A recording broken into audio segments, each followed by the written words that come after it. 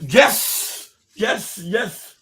Oh yes, we're back, guys. We are back, guys. Like always, before you walk in, please make sure you hit that like button. Please make sure you hit the subscribe button. Please make sure you hit that notification bell on the right hand side. Remember to click all because we do go live each and every day at 7 o'clock Eastern time. Like always, thank you for tuning in to KI Culture Radio. Hakeem Jordan, what's cracking like it? What's cracking like it? What's cracking like it on this turned up Thursday?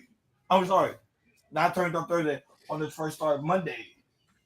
We back at it again, and we not stopping. Yeah, man, we good over here. So let's get to it, man. It's Monday, fresh start Monday. So let's get it. Like always, shout out to everybody that's watching us all across the board, Facebook, Instagram, Kick, and also Twitch. And make sure you follow. So very important for you guys to follow us so you never miss it when we go live. Shout out to those right now watching us on Rumble and also at TikTok. Bingo Live. Thank you guys so very much for tuning in each and every time we go live. I hope everybody had a wonderful and glorious weekend, man. I sure did. I just came back from vacation. Now we're back at it again, working and never stop working until we go back to the vacation once again. Great. First thing first, moving along to sports. Jordan, what's going on when it comes to aspect of sports news, big dog?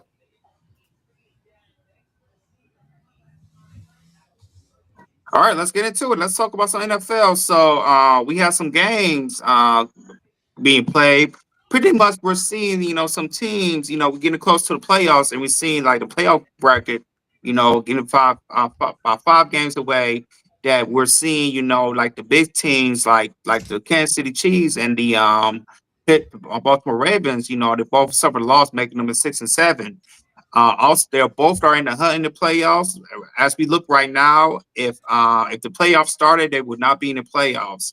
They still do have a chance to make the playoffs, but how they look right now, if you look at the strength of their schedule, it's a possibility in these playoffs that we might not see Lamar Jackson or Patrick Mahomes in this playoffs because, like I said, they're 6-7, which they're below 500, and then both teams have been not been looking good. So we do have clips from the Baltimore Ravens side and also Kansas City, Kansas City Chiefs side of their post games, and after that we'll chop it up.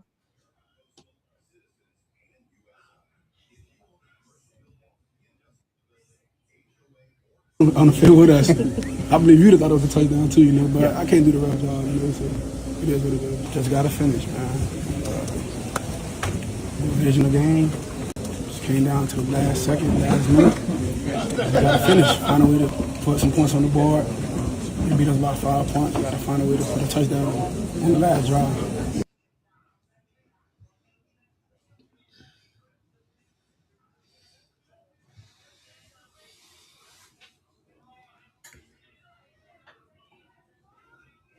Opportunity, man. Even though it's a slim opportunity, we still got an opportunity, and we got to finish strong.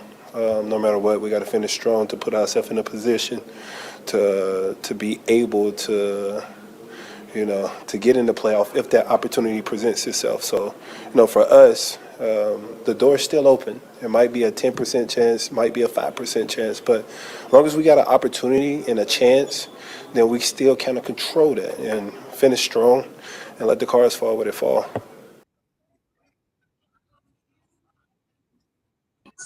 So if, like I said, if the playoffs were to start today, they will both be out of they both will be out of the playoffs as we speak.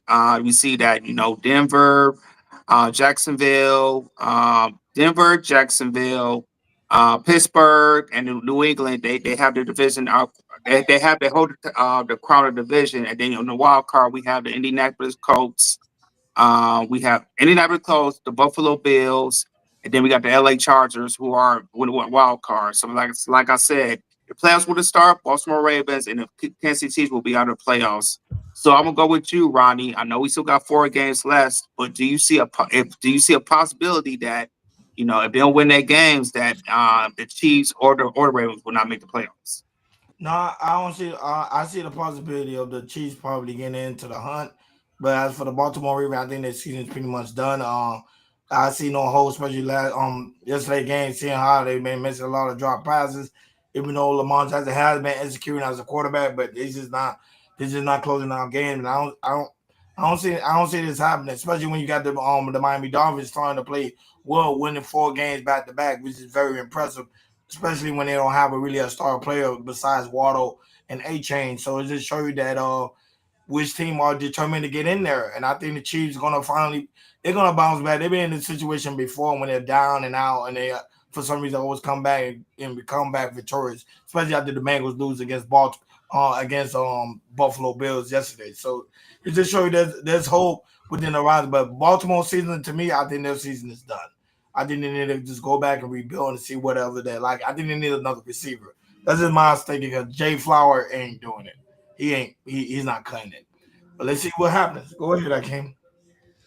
Um, I've been on here talking about that he is a phenomenal player, natural abilities, but he doesn't have football education, the basics. Like when you see he's just playing purely on natural. I don't know if they're even really running plays.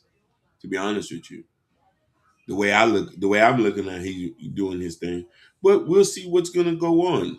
I am a hater right now, but let's see if you can change me.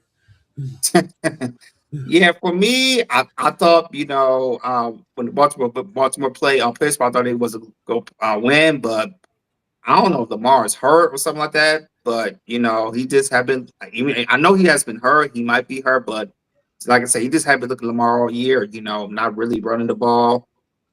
The offensive coordinator. They not. This year their plays has been kind of wacky. You got Lamar Jackson, and you got Derrick Henry. We get to red zone. They don't score, and I think they're like 30th in the league in red zones and everything. So they still got a chance because they play Pittsburgh again and they play Kansas City too and a couple more teams. So they still got a shot.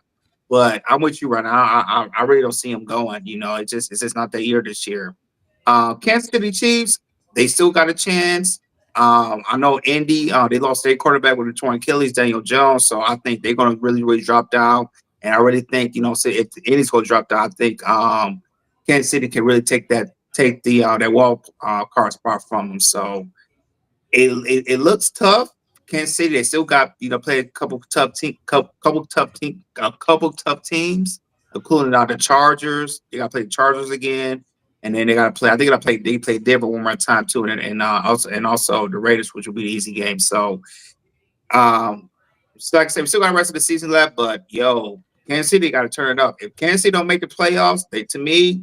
I think Travis Kelce, he needs to retire. To me, they definitely need to revamp their defense because they had really couldn't get to the quarterback with the pass rushing and everything, and also their offensive line is hurt as well. So if they don't make the playoffs, I think the Chiefs they could ramp up and get back in it again. But Baltimore Ravens, I don't know. Hopefully, it's just that Lamar's hurt and then he'll wherever surgery needs to get, he'll get it. He'll be back next year. So we'll see about it. And I heard about shout out to Shadell Sanders. Yesterday he was bowling. 3 touchdowns, Yeah, one rush. He was doing his thing, man. yeah. They got a bright future on their hand. Well, He's gonna start the rest of the season. He should start the rest of the season. yeah. I know they're out. There's no way for them to enter the playoff, but I gotta give that man a shot. That man's doing it. He's balling. That's what I'm talking about. The 49ers woke them up. After they got a little hit, that's all he needed, a couple of hits. Now he's ready to play. Now he's doing it. Then the Chicago Bears, same thing. The boys, boy, it's been crazy, man. This football season's been very, very unpredictable. Some people that's the number one in their division. I never thought in the coach season it looked like their season is done because Daniel Jones is out for the rest of the season. I just want to give that people that probably right now, that coach fan watching the show, like always, shout out to White House watching the ability. Say Jordan, we still on board. Yeah, y'all got destroyed Thursday night football. You said them boys are right. You ain't gonna make the playoffs. I know that. Yeah, their season look like it's done. And now that shout out to the beautiful and lovely Evelyn Perez, that's also in the building. Like, share, and subscribe, guys. Don't forget to hit that notification bell on the right-hand side. Remember to click all because we do go live each and every day at 7 o'clock Eastern time. Like always, shout out to everybody watching us all across the board. We really do greatly appreciate you guys for tuning in on this fresh start Monday. And we also want to apologize for last week too as well. I forgot to we really got to let you guys know that I was going out of town. But I just came back and we are back and better like never before. Moving along to money. Money makes the world go round. Money makes our pockets fat. Jordan, what's going on when it comes to aspect of financial news, big dog? Let's get into it. Let's get into it. So let's talk about the housing market. So next year's almost close. So 2026, we're almost there. So we're gonna get into talk about a little preview of what to expect when it comes to the housing market in 2026. We do have a clip from Yahoo Finances to really go into the depth about next year. We'll talk about what's the difference we see in the housing market. So go ahead, play the first 3 minutes, and after that, we'll chop it up.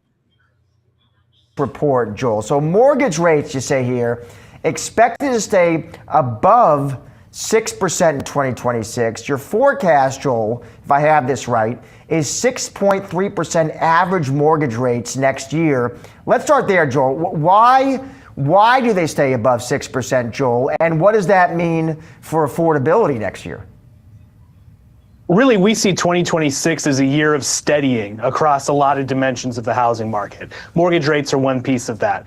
We expect the Federal Reserve's cuts in December to already be priced into the market, and we expect stability going forward with how monetary policy is handled and how the housing market responds. And so I think this mortgage rate stability is really welcome news for folks who have been on the sidelines for the last couple of years, unsure of whether they can get into the market or not because of how volatile rates have been. So we expect 6.3% average throughout 2026 and ending the year at 6.3%. And affordability, it improves, Joel, you think, so I have this right, because you think incomes will rise faster than prices? That's right. We project prices of homes to rise at about 2.2% over 2026, which we think is going to be a little bit below inflation and a little bit below income. So real and adjusted price of homes will actually improve a little bit in 2026. And the improvements in mortgage rates from this year's average, which is about 6.6%, play a part in there as well. Home sales, you point out here, Joel, they hit a 30-year low in 2024. You think they improved slightly this year per your forecast. What happens in 2026, Joel? 2026, we're projecting a 1.7% increase in home sales, getting up into the 4.1 million range. Still pretty subdued from what a couple years ago were, but not down to the 30-year lows that we've been seeing in 2024 and 2025. So really, it's a little bit more of the same, just slightly steadying and a modest improvement in home sales volume. What about inventory, Joel? I'm curious what you forecast next year. Are buyers going to have more options? Buyers will have more options. Across the country, we project an 8.9% increase in the number of homes for sale. And this, of course, isn't uniform across the country. In different pockets, in different markets, we'll see inventory rising and falling at different rates. But overall, more options for buyers to choose from, less competition, so more negotiating power for buyers. What? The guy said, Yes. go ahead. Yeah. So that was his analysis of what's going to go on in 2026. So after you heard this, Ronnie, man, what's your take on this? No, but Hakeem got to fail to realize they trying to still sell the American dream out there that people are pretty much hoping to buy. That's the whole purpose of these realtors going on these podcasts and these financial shows is to let people know that there is still some opportunity to buy, which I think it still is. However, the housing market is still being gassed out by a small sector of people that's actually buying these homes. But the rest are pretty much the homes are now just being rented. Nobody's really take upon home ownership really seriously unless they really have the money to do so. Now, someone like me, you, and Jordan, who are like eager and yearning to buy our first home, we may have that fire and that passion to go ahead and start looking. But other people, they say, no, I'm just going to rent forever. And then there's no problem to do that. And remember, we also did a take on that, last week about the rental economy. That's what we're living in today. So, that's why I always say, tell my always speak to a realtor if you really determined to buy a home. But I know right now a lot of people are they're not very optimistic about it, Hakeem. I'm just being honest. They're just not. Go ahead, your take on it. And I get it, but it's just like the way the guy was presenting it, like, oh, no competition. It's too expensive. What do you mean there's no competition? And it says less more options to buy. Homes are being foreclosed. The Airbnb markets are crashing in every market, you name it. Yeah, they're going to be inventory. We still have a shortage. We're not building anything new. And if we're building it with outdated building plans, you know, we need to accommodate this rising growth of people and the geriatrics of the baby boomers that's coming in. Come on, man. They're just talking this stuff and they're not really getting down to the nitty gritty. That's why I chuckled. Yeah. Yeah, when it comes to this, like I said, me, Hakeem, Ronnie, we know what's going on. You know, we're coming to house markets and everything. So, you know, we know, you know, what type of houses, you know, majority of the houses, you know, really can't buy. You know, when it comes to millennials and also the Generation Z, it's like, yo, it's just like, yo, we really can't afford to get a house. You know, when it comes to the GX and the baby boomers, you know, back at their time, you know, house was forward and everything. So, I was like I said, me and my wife, we still like to get a house somewhere. I know starting next year, we're gonna go out to the Inland Empires to check out houses and see, you know, see what's up out there in anyways. Because I know in LA, you know, there's no way we can afford, but going out there, just picking our notes and everything to see what's out there or anything like that. So what if we can afford it or not. So and they like I said, realtors, you know, they always are optimistic. We like I said, there's houses you can get, we sell you a house. You know, we can you can get the percentage, all that type of stuff and everything. So, you know, realtors, you know, that's what they do. They're gonna sell you the American dream. But I know for us as Americans, you know, we look at houses like, yo, come on now, like really. You know, there's areas in the in the United States, like probably the Midwest, there may be houses affordable, or you know, in certain states that like in rural areas that you know that's far away out of the city that might be affordable. But when it comes to you know cities and majority of the suburbs here in the United States, it's really hard to find a house that's really affordable. Just not just for two people, not just for one, just for two people. So. Um, yeah, so we're like I said, we're going to the like I said, the rent. But as us, you know, older millennials, you know, if some people still want to find a house, you know, buy a house and everything. So, like I said, if you have the down payment, if you could get the right get it to the right rate of getting a house at 6 or 7% and everything, then you are very lucky. But we already know when it comes to years to come majority of houses are going to be Airbnbs and everything's going to be rented out. So it is what it is. We know what's coming. And now that there was also a poll that was taken about between the 80s and the 90s. You used to be 25 to 30 years old was able to purchase a home. Now in the 2000s and 2025, you gotta be like 40 and up to get to purchase your first home. So it shows you that how there's a strong gap within those two centuries. So it's just it is what it is. It just happens. Things are expensive now. You just gotta be more strategic and know what you're looking for when you go in to purchase a home. But if you're trying to purchase a home within the city, it's gonna cost you some serious money. Now you go outskirts, like you say, and somewhere in Bama or Oklahoma, you may find something that you may really like, but you might not live in the city part. And that's the thing people gotta fail to realize. Moving along to hip hop. Hip hop. Jordan, what's going on when it comes to aspect of hip hop news, big dog? Let's get into it. So Marlon Wayans was on a podcast and they brought up the topic of the Diddy's documentary on what's so forth. And Marlon Wayans was trying to explain because, like I said, he was in the era, you know, where the Diddy stuff was happening, the Biggie and Tupac, all that type of stuff. And he was saying that, you know, what 50 documentary is doing is really tearing Diddy, you know, keep pushing him to the floor and everything. And that's how I see how this documentary is when it comes to Diddy, what 50 Cent's doing to Diddy.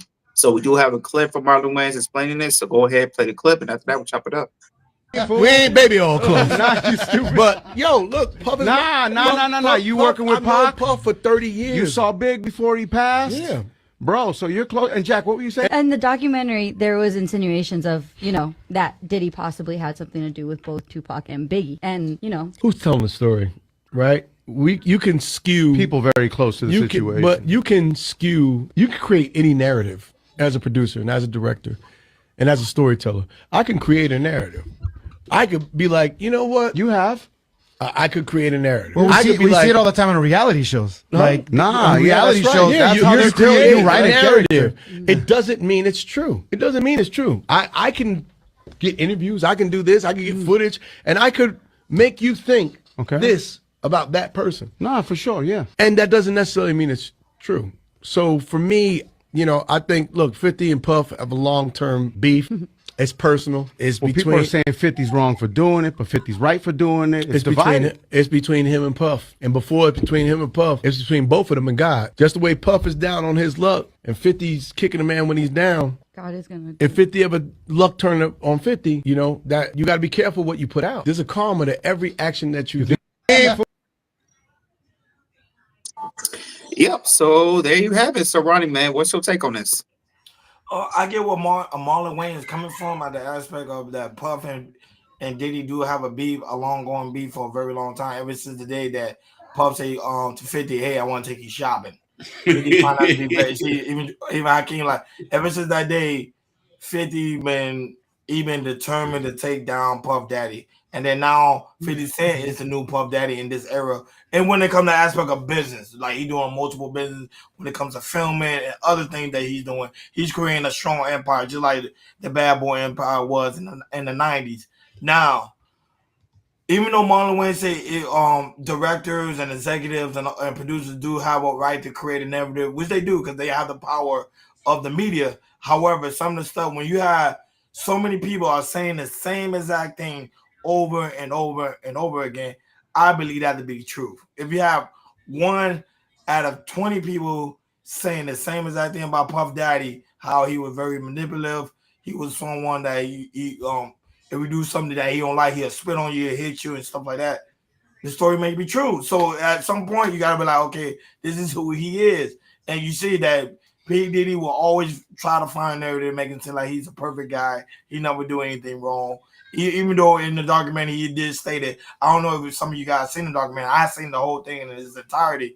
There was part of the documentary where he came on and said, like, I'm not a perfect guy. I make mistakes. But then at the same time, you'll be ruthless and cruel to other people. So my thing is, at the end of the day, Diddy is down. Will he bounce back? I tell you guys, I think he's going to bounce back. At the end of the day, he's Puff Daddy. He's going to find a way to bounce back. Mm-hmm. He's just got to lay low, stay cool, and him and 50 Cent got to come in a terminal agreement and let's just let go and not beef. And now you see Ja Rule is starting to go at 50 Cent too, which makes no sense. But go ahead, Akeem. So everything 50 is doing, I support it. He's been consistent since he's been in the rap game. You cannot hate somebody who hasn't changed up or been who he is. And he's very clear about this. You talk about me, I talk about you. When he has beef with somebody, he has beef with somebody. We need to respect it. And let's not forget, we didn't forget that video when Puff was in the towel doing a drop kick on a female. So with, like that image in my mind, and then that swing says that anything that comes after that, everybody just need to be quiet. Let the man do his work. After you see him kick that female, there's nothing we could say. Let 50 do his work. There's no videos of 50 putting hands on women. I'm sorry. Let him do his work. Let's sit back, shut up. Talk about kicking the man while he's down. Come on, man. That female was mentally hostage for years until she broke away with nothing. So yeah, like you're right, Hakeem. Well, 50 has been is one of probably the most consistent rapper, businessman in the game. If you mess with him, he's gonna go at you. He might go at you all the way to his deathbed and everything. That's 50 always been like that. So I want to say, with Marlon, kicking Diddy when he's down and everything, because he'll kick Diddy if he's down, up, middle, whatever. It is what it is with that. So, when it comes to the story, the narrative and everything, he does have a point in that. But the thing is, if you, like I said, we all been watching Diddy, always from the 90s and everything. And all the stories that we heard from the 90s, from the 2000s, all the way to now, it's been very, very consistent what we hear about Diddy and everything. And how the documentary break down how it goes, back to his childhood and everything, how, kind of started with his mother and everything, having parties. And there had been some alleged abuse of the mother abusing Diddy, in a way and everything. and kind of turn them into the way, and also watching, old 70s pimp movies and videos, kind of model how he is with females and everything. It breaks, like I said, documentary breaks all about that and everything. And we can see why, what he, all the relations he has been with and everything. It's been, very, very abusive and everything. So, um, you know, like I said, the story, like I said, what we hear from Diddy and what we saw from Diddy, from reality TV shows and what we heard about it and everything, it's just been very, very consistent of what he is and everything. So, probably say you create the narrative, but like I said, we hear this narrative for a long time. It's been very, very consistent. So, like I said, the documentary, was good. Like I said, I saw it again just to see some stuff that I want to get deep in depth with and everything. So, like I said, 50, do your thing, And then when Diddy comes out and everything, I still think there's still going to be a beef and all that type of stuff. But I think when it comes to Diddy, he's going to find a way, to be, Mr. New York City. He's going to find a way. We saw that on the when on the, also the documentary when he was trying to record himself after, before he got locked up, and he was trying to make it, make him not look guilty, make him look innocent and everything. So, but I'm very anxious when Diddy comes out. I'm gonna see what he's gonna do, if he's gonna be a rechanged man, which I don't believe. I'm just gonna be amazed when Diddy comes out. What's his next move? And then there's some stuff in the part of the documentary. People are kind of attacking the whole aspect of Biggie estate pretty much paying for the funeral of Biggie. His estate came out stating that that wasn't true. That P Diddy did pay for it, and also about the situation with his mom. They alleged that P Diddy was hitting his mom when his mom didn't follow direction, and his mom came out and said no, that wasn't true. So there's stuff that people are coming back and it kind of tried the documentary. So at the end of the day, people could choose and judge if some of the stuff is true. But I personally believe that some of the parts in the documentary is the truth, and it just is what it is. But it is what it is, man. Nobody out here is perfect, but P Diddy did walk like he was a perfect human being on this earth. Like he was God. Back and hunt him. That's all it was. It came that casualty stuff, bust the whole thing wide open. And also the producer, Little Ron, I think is what the name was. Little Ron, no one. So, and he's still suing P Diddy to this day. They still in court, and he's trying to win. I think it was like a $500,000 lawsuit. But let's see how that goes. Like, share, and subscribe, guys. Don't forget to hit that notification bell on the right-hand side. Remember to click all, because we do go live each and every day at 7 o'clock Eastern time. Shout out to everybody that's watching us all across the board. We really do greatly appreciate you guys for tuning in on this Fresh Start Monday. First thing first, Jordan, what's going on with Netflix? Trying to buy Warner Brothers. That is big. Yeah, so big news that happened over the weekend. Netflix has bought Warner Brothers over the weekend. So Netflix will be buying all these studios. Also include HBO, HBO Max, and also other things as well. And I believe it's the bid, like I said, the buy will start to next year. I think it's like early or late 2026. But this is big news. So we do have the clip. So go ahead, play the first 3 minutes of the video of why Netflix chose to buy Warner Brothers, and after that we'll chop it up.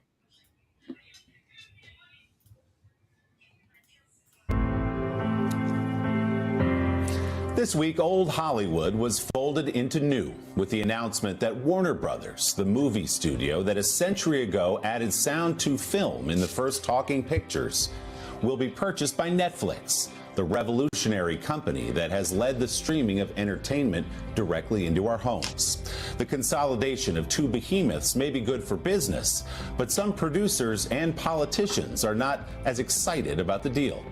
NBC News entertainment correspondent Chloe Melas has more in our Sunday Focus. Lights, camera, transaction? From its early days of shipping DVD rentals in those signature red envelopes to a company now in the spotlight for its leading role in a major blockbuster deal. This is a rare opportunity that's going to help us achieve our mission to entertain the world and to bring people together through great stories.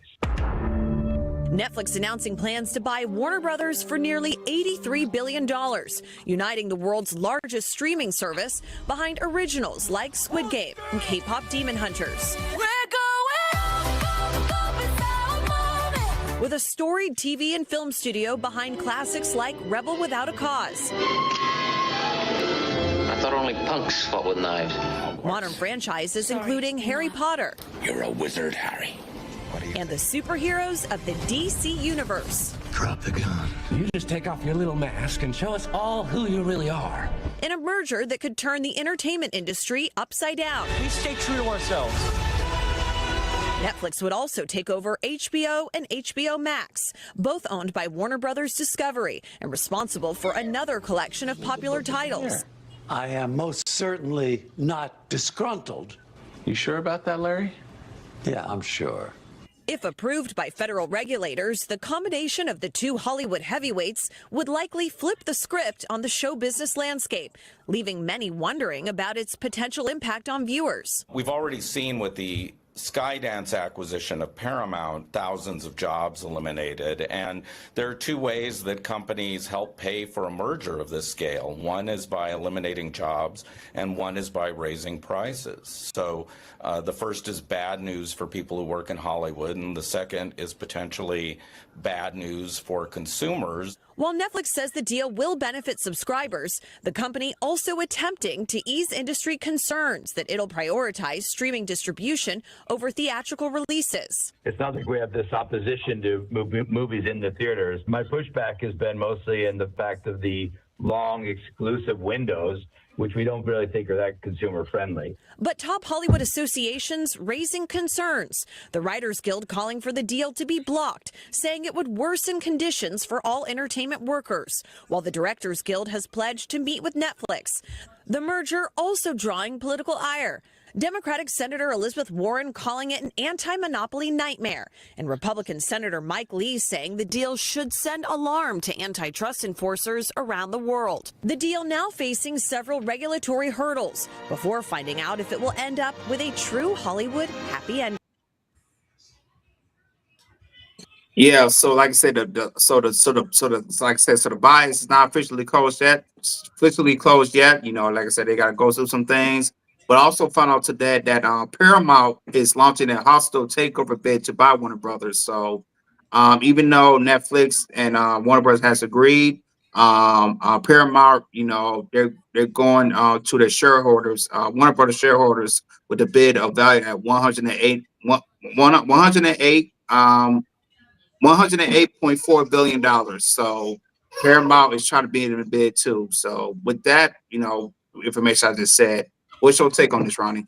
I think to me that would be a more better deal for Warner Brothers to go with Paramount, because Paramount already got a movie studio. So them two going together and merging as one, that makes more sense because they're already in Hollywood and already doing what they got to do. Don't get me wrong, Netflix right now is pretty much taking over the world, because right now you got like Strange Things, you got the Squid Games, you got all these, and also now you got WWE too as well that's streaming on Netflix. So it's pretty much taking over the world when it comes to aspect of streaming. But them trying to get Warner Brothers, that would have been a whole different agency, and it's a strong monopoly because of the fact is you have other companies that they would have automatically blocked them for doing a type of deal like this. But then you have Netflix already got his way, pretty much find a crack in it, and was able to negotiate this deal. So now you have the President Trump also talking about that, how he's going to sit down with Warner Brothers and also Netflix to see, okay, does it make sense? And to me, I think it make more sense for Warner Brothers to go with Paramount because they're already a movie studio already. So even though Paramount right now, they're doing certain totally different because they're using a lot of AI.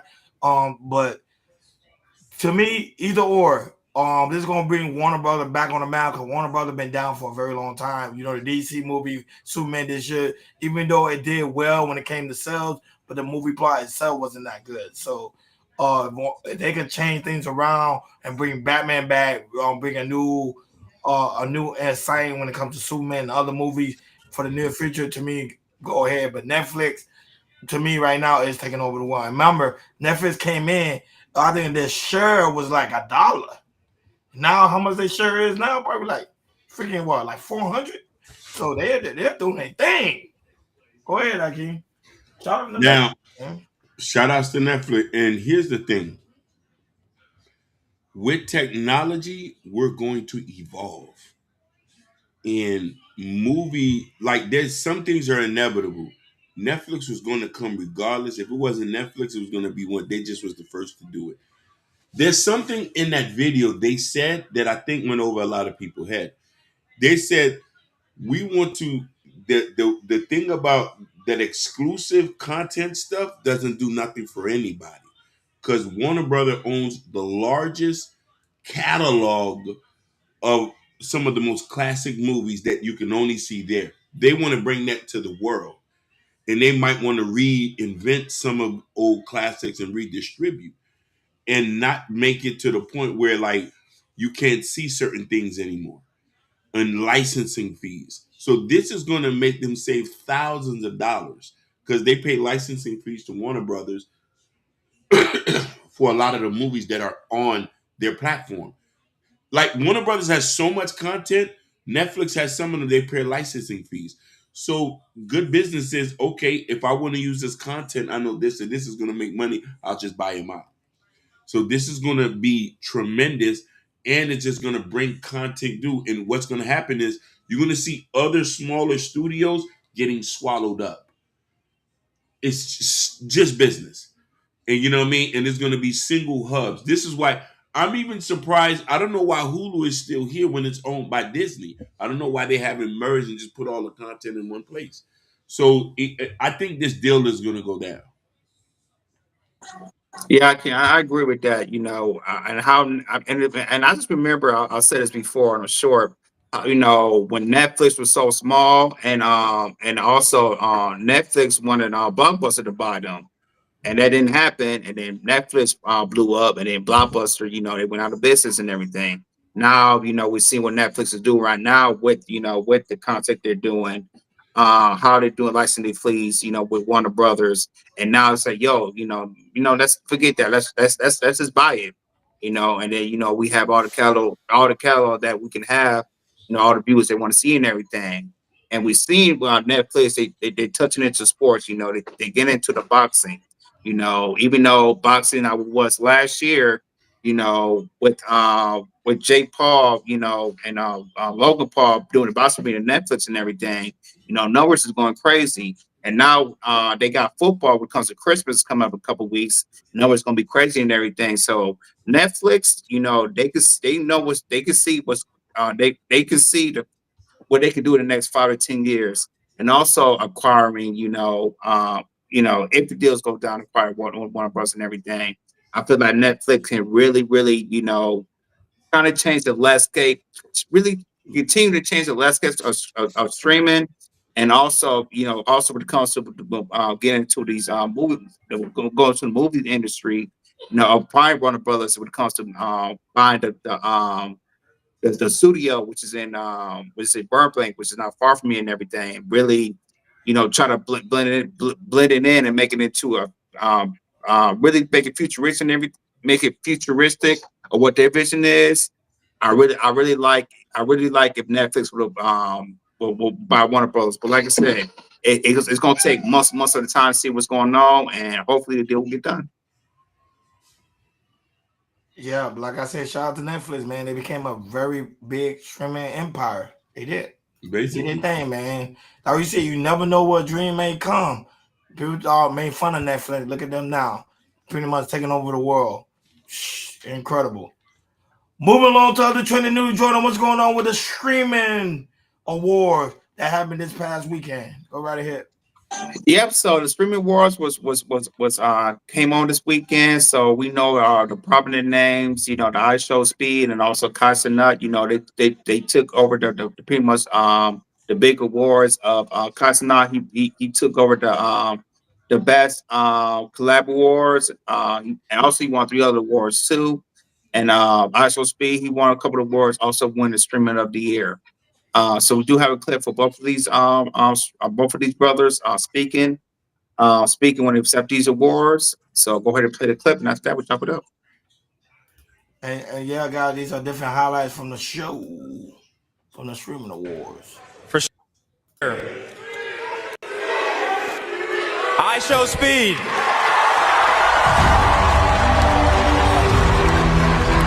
This is I Show Speed's 6th nomination and 5th win. His 2nd win tonight.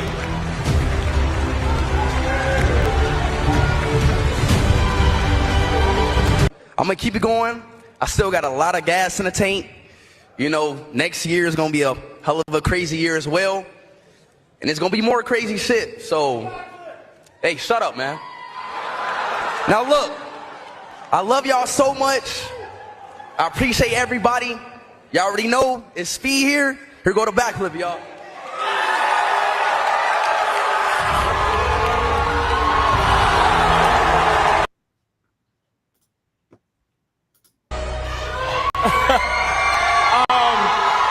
I appreciate everybody who decided to vote for me for this award. One thing I wanted to say to you guys tonight is I hope a lot of creators in here and everybody at home and the viewers and the streamers really take care of your mental health. I just noticed that recently I just been going through things in my head, and I was able to, turn to anime, Death Note, Naruto, recently since I've been gone, and I just been able to, find happiness within that. I appreciate everybody who decided to vote for me for this award. For the word of collab, I want to appreciate everybody. One thing within our community, us collabing is everything. You guys, you feel what I'm saying? So collaboration is everything. Creators in here and everybody at home and the viewers and the streamers difficult on really take care of your mental health, the communities and of streaming in general. I just noticed that recently I just been going through things in my head, tear each other apart and let that get in between us. We gonna turn to anime, Death Note. Yep. So, like I said, these two streamers are one of the biggest streamers in the world, and they gladly won their awards. So go ahead, Ronnie, man. What's your take on this? I knew me and my brother. We had a conversation about that. We was having a comparison who you consider be one of the greatest right now at this moment. High Show Speed or Kai Cenat. I told him High Show Speed. Due to the fact is High Show Speed is out there in the public. He's right in the people's face. Compared to Kai Cenat, who only do interviews and only do collaboration with LeBron James and celebrities, but he mostly in their house. He's not really like High Show Speed, in the public. He's not really outside like High Show Speed is. High Show Speed to me is gonna be one of the biggest streamers of next year too as well. I consider him to be like another Mr. Beast in the aspect when it comes to the black community, because he is doing something tremendously well. He understands his audience, he understands his crowd, and he understands hard work. Don't get me wrong, Kai Cenat understands hard work as well, but Kai Cenat deal with more of celebrity compared to High Show Speed. High Show Speed is really out there in the field, and that's why he won Swimmer of the Year award. Kai Cenat is going to continue to collab. He's going to continue to be great. Also him as well. A lot of people was hating on him. You had Aiden Ross was disappointed that he was not invited. You had other streamers as well that wasn't invited to the streaming awards. But at the end of the day, you got to get Kai Cenat his caveat, his flowers. He's another one. So they're going to continue to do what they do. They're young guys, and I hope believe they continue to grow and continue to win. They'll show you that hard work eventually does pay off. Go ahead, Akeem. I'm happy he won. It's just that some people need to be better speech takers. The shit he was talking about, it didn't make no goddamn sense to me. Who? Kai Cenat.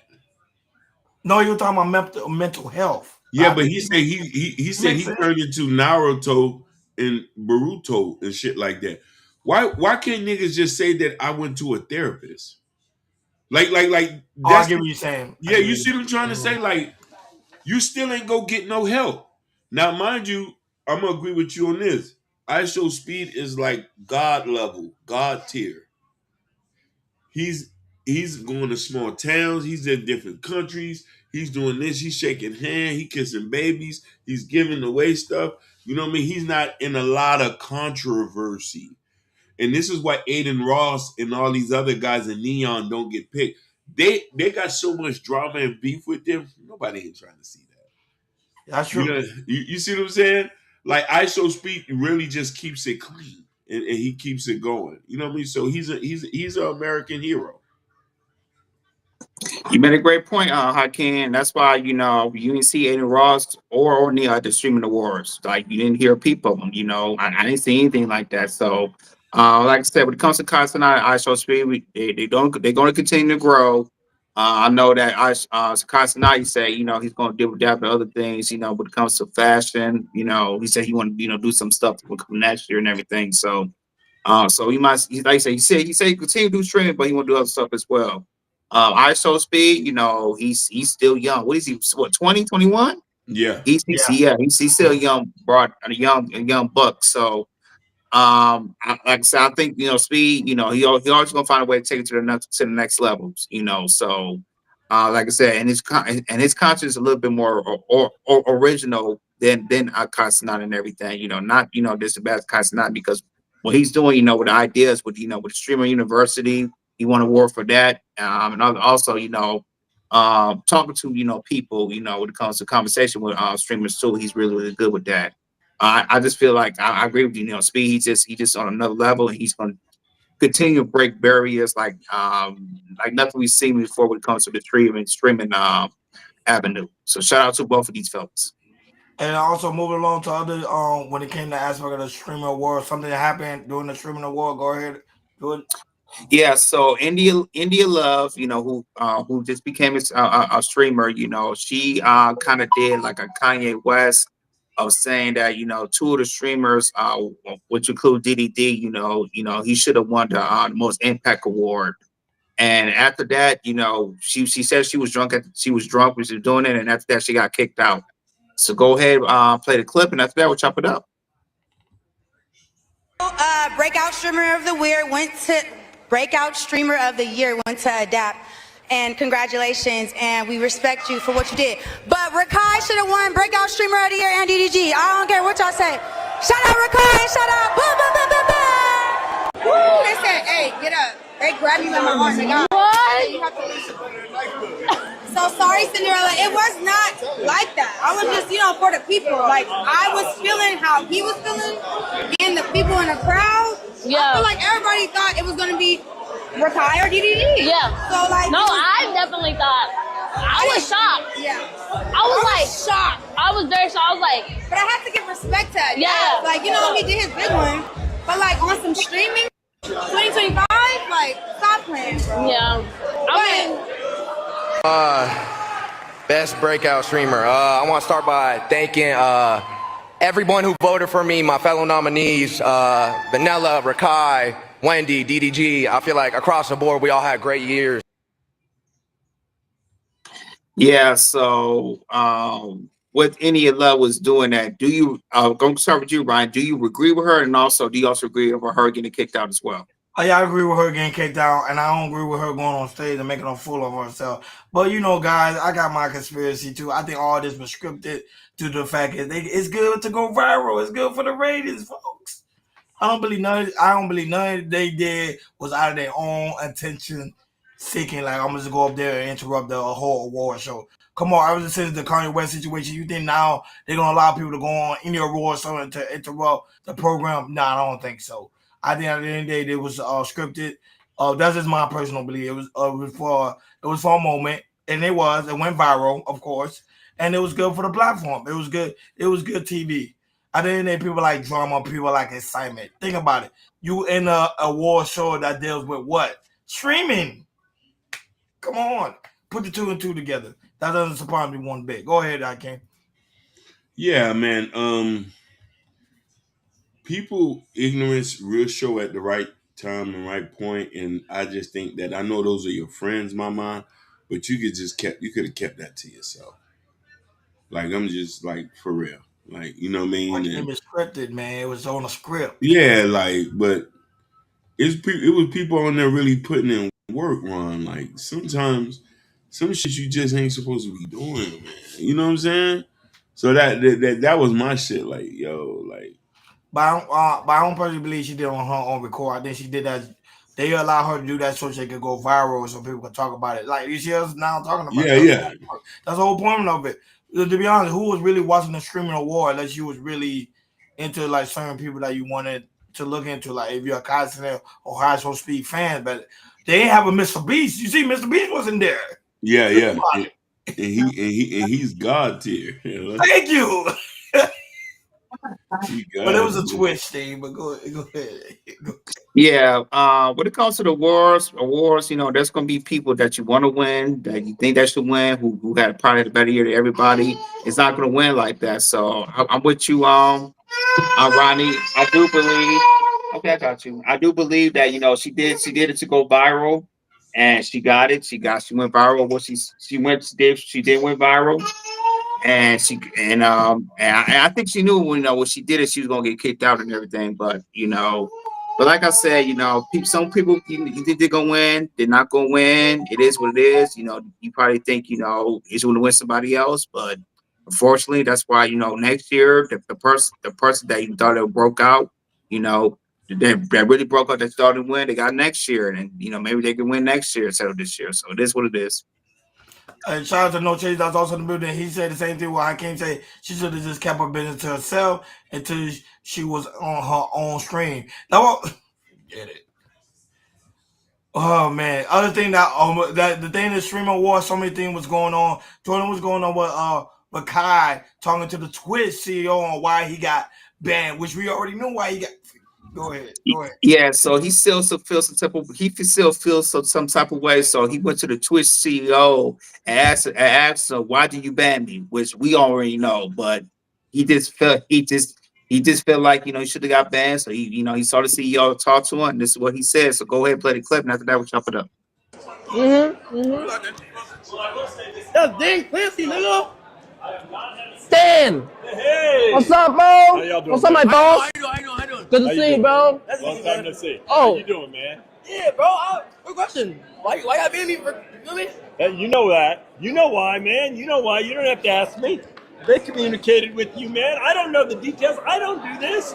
You know why. Wait, so you don't ban people? Huh? You don't ban people? I don't what? You don't ban the people? I don't do it, no. Oh. Why you saying I'm ban him, though?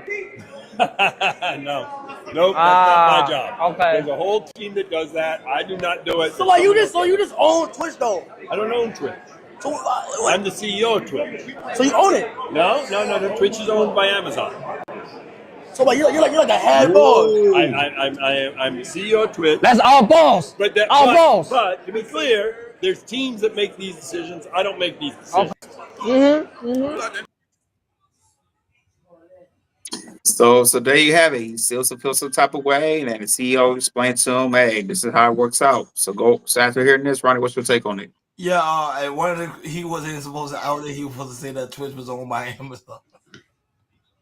He slipped that out there. He just gave his mouth shut, but whatever. And that went viral. So now everybody knows Twitch is owned by Amazon. Because Amazon, they own certain things. They don't want people to know it. But Amazon do own Twitch. Shout out to the CEO dad. You in his mouth. And I know Amazon gave him that phone call. But at the end of the day, Rakai know what he did. We talked about it here, actually here on the show as well. Remember, he went in that grocery store, stole the roll, gave it to someone, and walked out the door. So it just show you that the stupidity a lot of these streamers are doing just to go viral, just to have that quote unquote moment. He know what he did, and even the CEO told him, "Hey, you know what he did." And at the end of the day, he's not the one that banned you. There's people that's pretty much as in charge of the whole Twitch platform are the one that's doing it. So same thing when it comes to aspect of YouTube. Sometimes YouTube, there people get up saying, sending email to the CEO of YouTube. YouTube at the end of the day don't have anything to do when it comes to aspect of someone bad. That's why they create a team, someone to look to make sure YouTube stays clean, and that's good for the algorithm. At the end of the day, but Kai did not do what he was supposed to do. He slipped up. He made a mistake. Now he got to take up the ownership and wait till the 2 years is up, and he'll get back on Twitch again. But right now, to me, just do what you do now. Just collab on other people platform, and you should be fine. Go ahead, Akeem. Yo, I didn't know this shit was owned by Amazon. That would say he slipped up. He was not supposed to tell anybody. But funny enough, I just Googled it while I hear the parent company Twitch is Amazon. Amazon acquired Twitch Interactive in August of 2014 for $970 million. Yeah, but I would say he ran. No, that shit crazy. But back to this. Rakai, I think you're funny. I think you're charismatic, but just lay off the ignorant stuff. And for you to ask a person why you didn't, why they banned you, like there's some things you can push the envelope, but there's some things we just gotta like, maybe we shouldn't do that. And I think that as far as you grow into your career, you will learn that, and I hope he can hear that.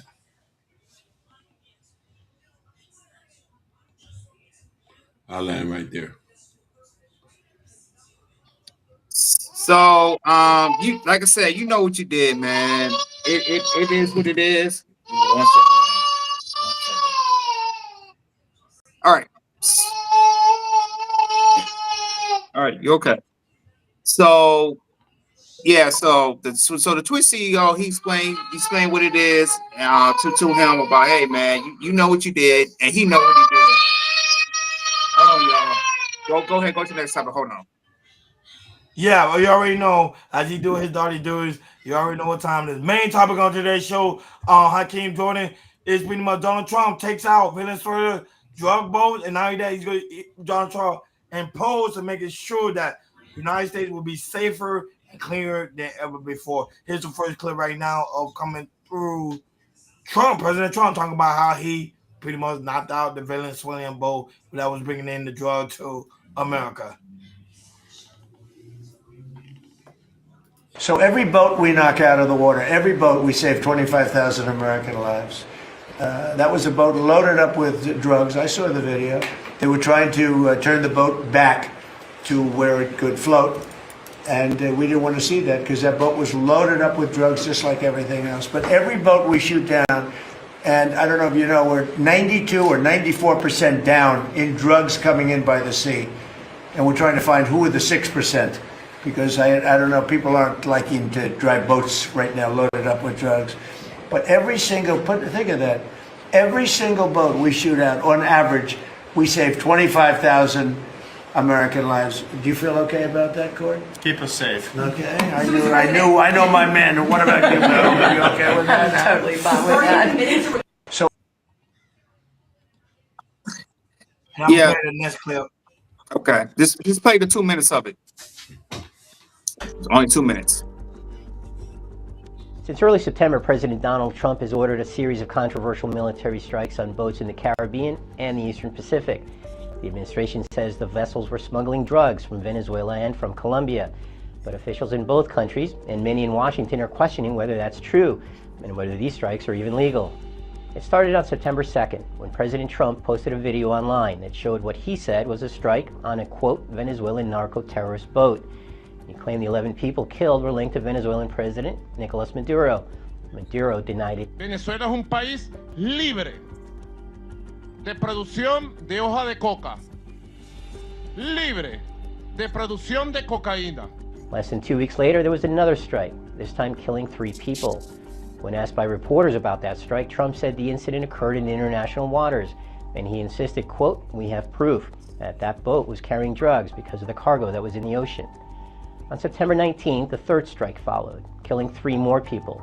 Trump alleged that they were working for an unspecified, quote, designated terrorist organization.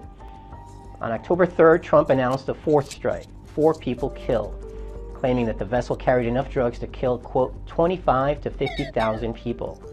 Colombian President Gustavo Petro said one of those killed was a Colombian fisherman and was not involved in drug trafficking. No hay necesidad de tirar misiles, es absolutamente ineficaz. Y no parece estar dirigida esa acción realmente a incautar cocaína, sino a una invasión, que también es absurdamente ilegal. Trump used a Navy anniversary speech to announce yet another strike. 6 men killed in the Caribbean. in recent weeks, the Navy has supported our mission to blow the cartel terrorists the hell out of the water. You see that? And just days after that, on October 16th, a strike left 2 survivors. They were quickly handed over to their home countries of Colombia and Ecuador, a move that prevented them from challenging their detention in court. Authorities in Ecuador later declined to file charges against their national, but Colombia said they would pursue a legal investigation on their individual.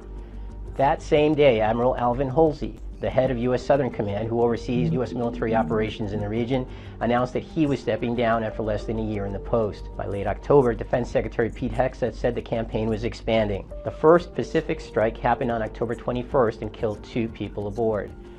The next day, the administration strikes yet again in the Pacific, killing 3 people. And then another strike on October 24th, just off the coast of Venezuela, killed 6 people. October 27th saw the biggest number of casualties, as 14 people were killed in 3 strikes in the Eastern Pacific, according to Hegseth.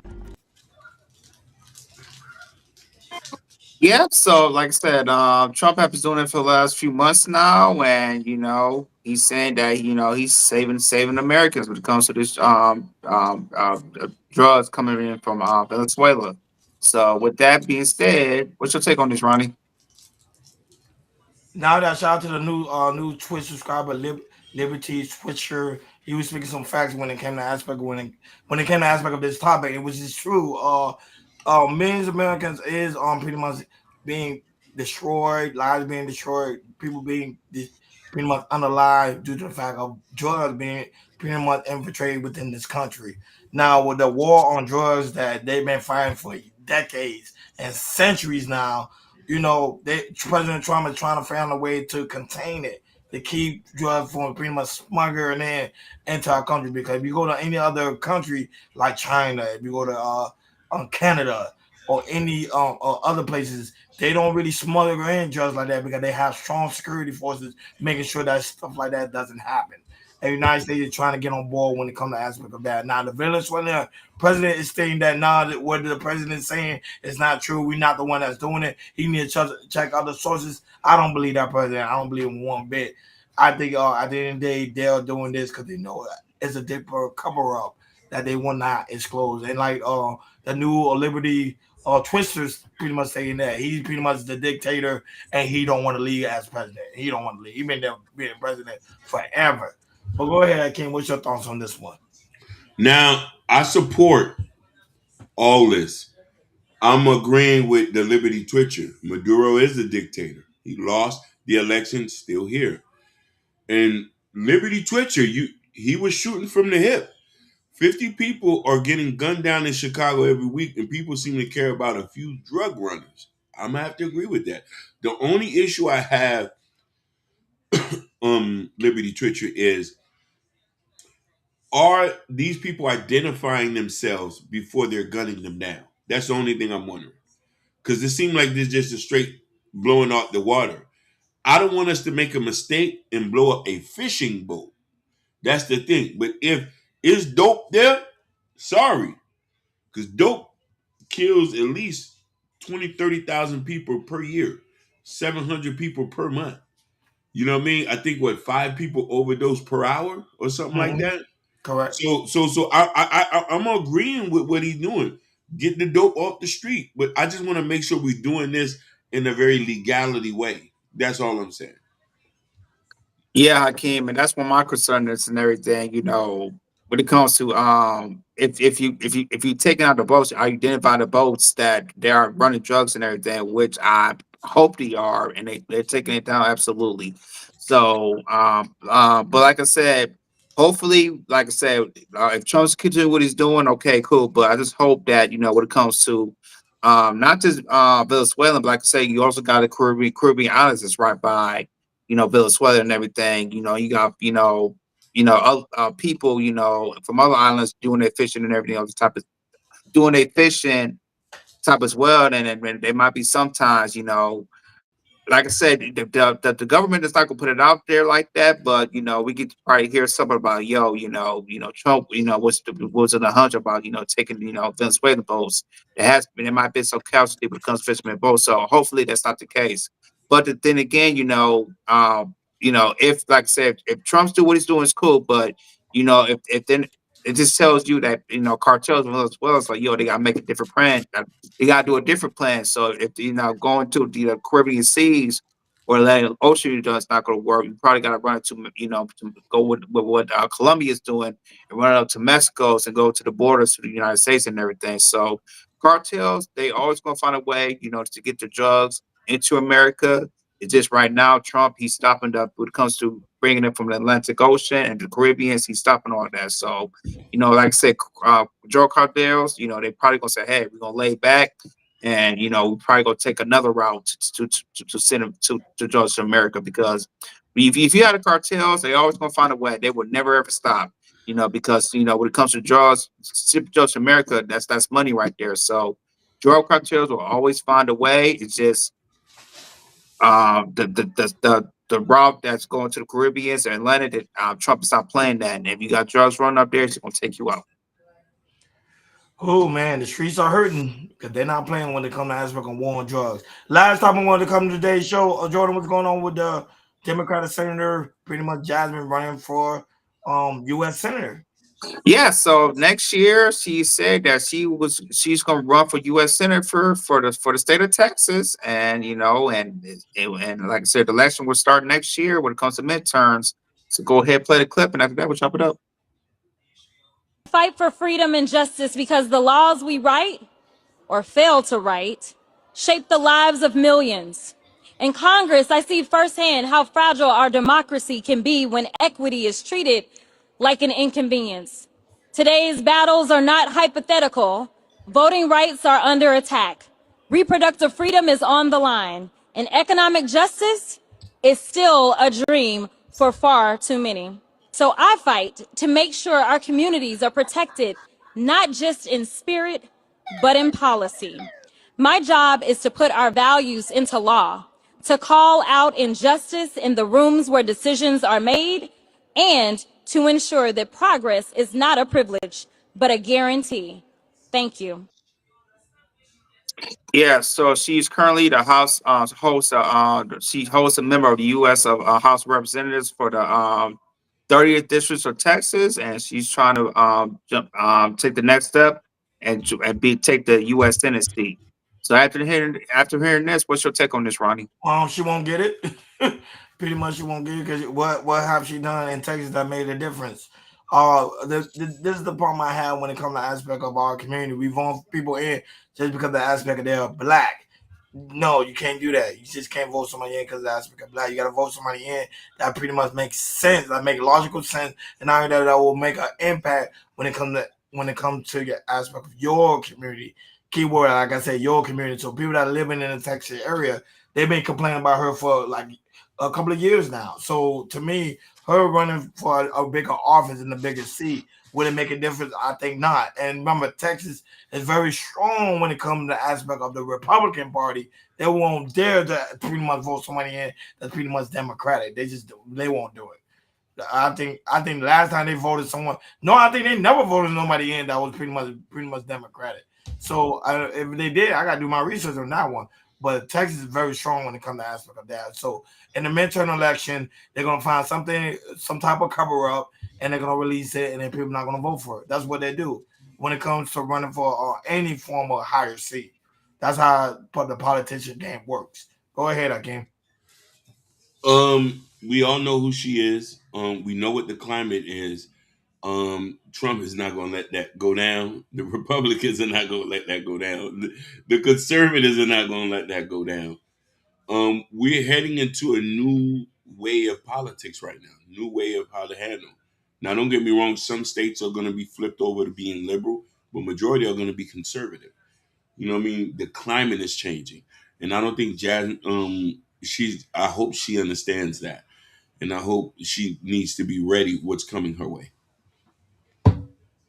Yeah, absolutely. So it's like I said, she has her name out there.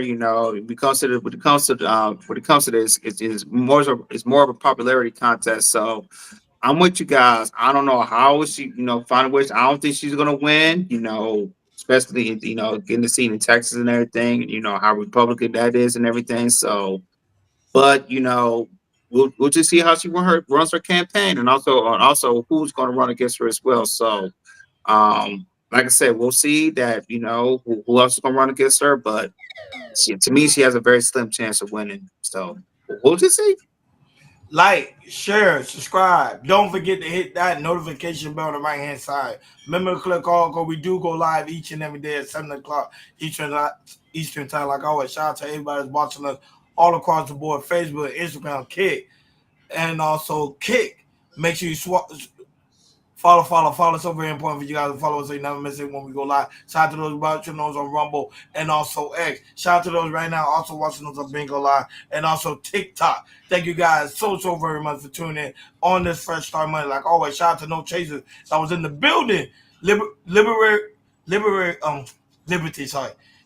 Twister that was also in the building. Shout out to the beautiful and lovely Evelyn Perez that was also in the building too. Shout out to White House also in the building right now. You already know it is Monday Night Football. You got the Eagles versus the Chargers right now as we speak. So guys, right after this show, go ahead and go check out the Eagles versus the Chargers right now on Monday Night Football. Because I know when it comes to guys in football, that's what they're watching right now. Like Jordan, we get really close to the playoff, and I know everybody's very excited to see who is pretty much going to end up going to the Super Bowl. And you already know who's going to be the biggest headline, Bad Bunny. You know we're going to talk about that when the Super Bowl is over with. Like always, guys, so very important. You go to KL Culture Radio description, and also you will see a little small icon where they have the KL Culture Radio store. Click on the icon. It's a T-shirt. Click right on it. It'll lead you guys right over to the KL Culture Radio merch. That's where we have the T-shirt that has the cover month. You name it. It's all in the KL Culture Radio store, and you will see that only on YouTube. So guys, come over here on the YouTube side. And shout out to all the new subscribers that subscribe to YouTube because we've been checking out our analytics and we've been knowing that we have a lot of new subscribers to the channel. We really do greatly appreciate you guys. That making KL Culture Radio the biggest thing on the planet. Not only that, guys, also very important, go to KL Culture Radio Community Post. That's where we leave important information like President King. Pretty much new album about to get ready to drop on his birthday. It is this week, folks. Don't forget, December 12th. It's coming. It's coming. His new album is ready to drop. But before then, go ahead and check out his album that's out now. It's also his book that's out now, Raising King, and also Black Love. That guy, go ahead and support the artistry, support the artists, support the writers on this platform. Like King, man, go ahead and support. His birthday is this week. I know he's excited because he's done a lot over the years. So shout out to him, man. And not only that, but shout out to you guys too as well. That making Chaos Culture Radio the biggest thing on the planet. You heard me? Like always, thank you for tuning in to Chaos Culture Radio. Fresh Start Monday. We won't be going live tomorrow because I have something to take care of. We have something to do, but we will resume back on Wednesday. Like always, thank you for tuning in to Chaos Culture Radio. We over here.